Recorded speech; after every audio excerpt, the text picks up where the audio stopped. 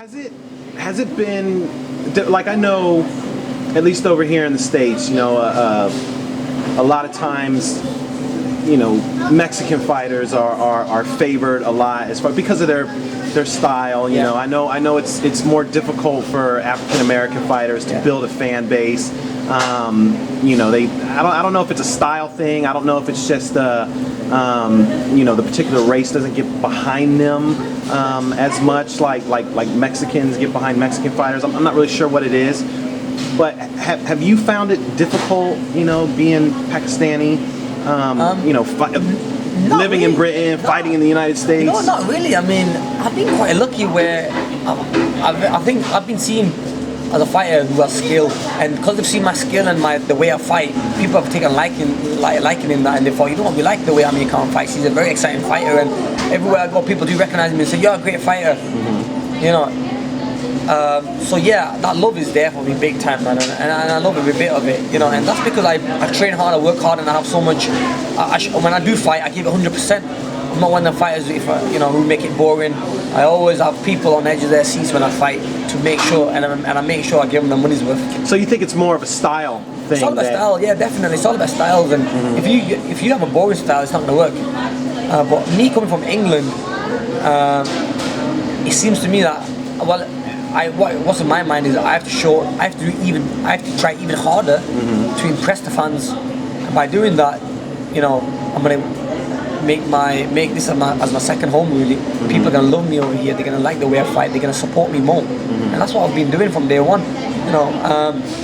And Amir Khan fight, could be like going in the ring. Obviously, look, I'm a fighter. I fight the top guys in the division, so obviously you are gonna get put down in fights at times. But that's the excitement people like to watch.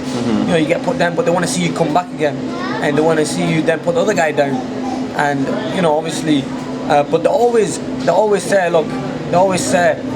we think Amir has no chin because he's been put down.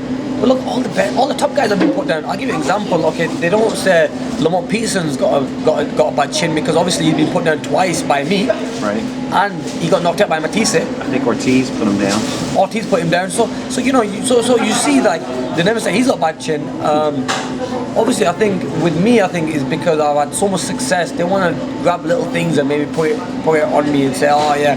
But look at the top fighters have been dropped. You know what I mean? And the reason I probably did get dropped in them days were because my defense was really bad. I used to go in my face. I used to lean forward and go into a shot.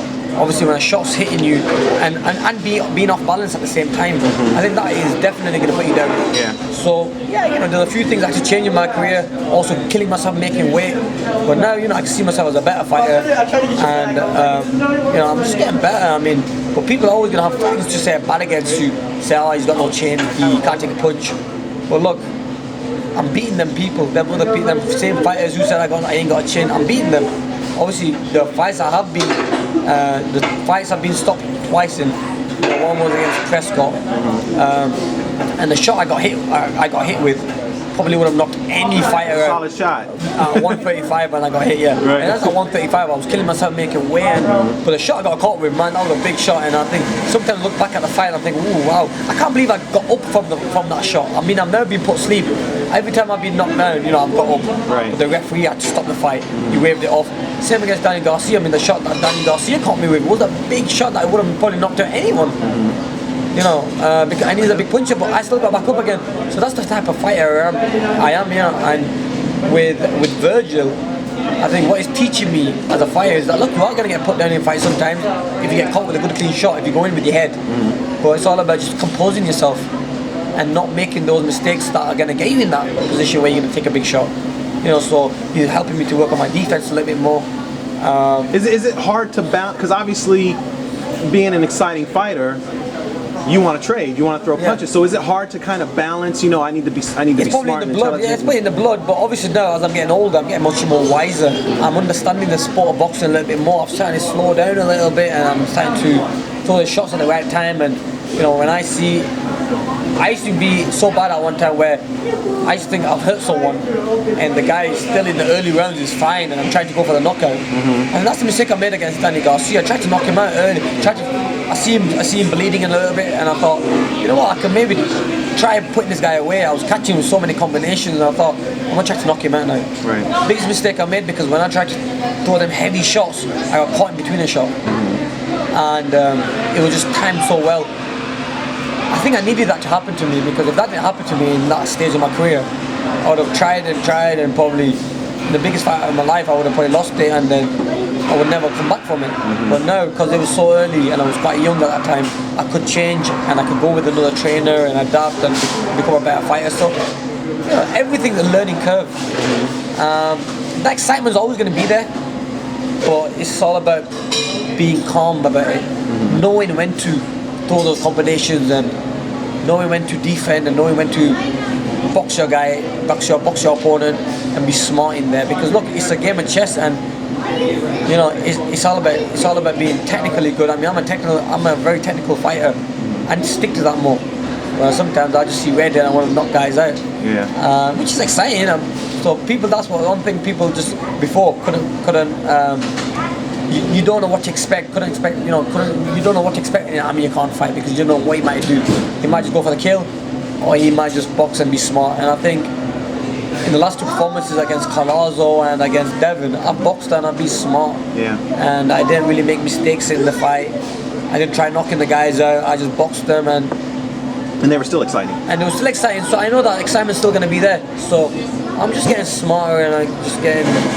As you get older as well, you get much wiser as well.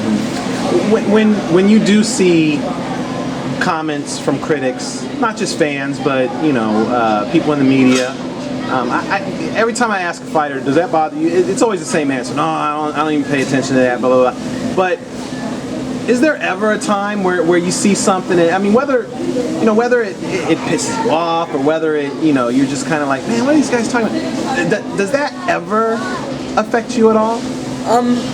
It does, yeah. I mean, look, it's gonna always affect you, kinda in a weird way, but I use it in a good way, where it does affect me, but then it motivates me to train harder, work harder, and prove these people wrong. For example, like when I lost my first fight, they thought I was done. I come back and I won a world title. When I got beat by Garcia, they thought I was done. Yeah. I've come back. You know, I'm in the top 10 WB in the 147 division and WBC number one behind Floyd Mayweather. So I'm proving these people wrong who always keep thinking that Amir's done, he gets beat. So in a way now, I've kind of learned from it, and it doesn't really get to me as much.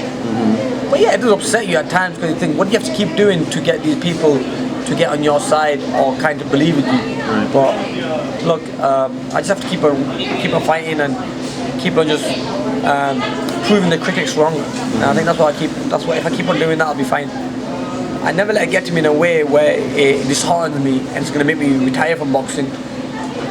It does get to me in a way where it motivates me, so I'll work harder. Yeah, anytime I see critics say stuff about FightHype or something, my only complaint is that they're not original enough. They always say the same thing over and over again. Exactly, yeah. Yeah. No. Get creative with your insults. Exactly. Now the only thing people say about me is, oh, Amir Khan he ain't got a chin. I mean, I've probably been stopping 2 fights, that's it. Been down by a couple of times. Boxing's gonna happen. Right. You're not gonna go into a shower and not get wet. Right. Go into a boxing ring, I'm gonna get hit, I'm gonna get put down in fights. It's how you come back from those fights, how you get back up, and how you come back from those fights.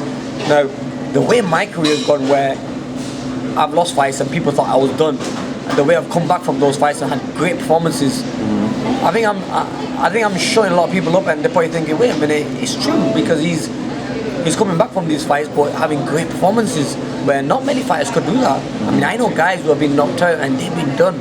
Right. They've never come back Been the same, yeah. They've been gun shy, they've been shy away from getting hit.